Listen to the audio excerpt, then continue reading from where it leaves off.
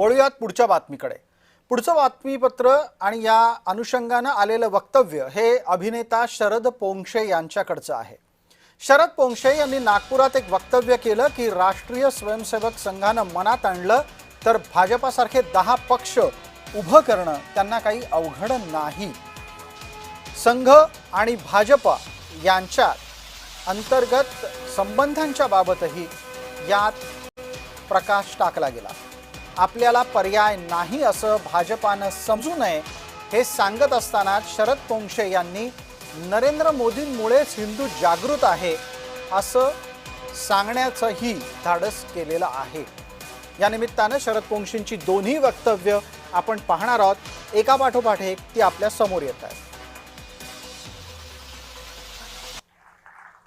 नुसती संघटना उभी नाही, त्या संघटनेमुळं आज हिंदू उभा आहे, त्या संघटनेमुळं आज भाजप उभी आहे। उद्या जर भाजपने तोंड फिरवलं, सत्तेच्या लोभापायी काहीतरी काँग्रेसच्या वळचणीला गेले तर अशा 10 भाजप उभं करण्याची क्षमता राष्ट्रीय स्वयंसेवक संघामध्ये आहे, हे भाजपवाल्यांनी पण लक्षात ठेवावं।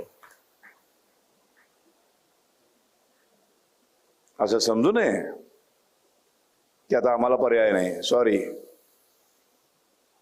आज आपण जिथे उभे आहोत तिथे एकदा निश्चिती झाली की सुरू होईल दुसरी उभी करायला। 10 वर्षात एक नवीन पक्ष पर्याय म्हणून उभा राहील, प्रखर हिंदुत्ववादी पक्ष।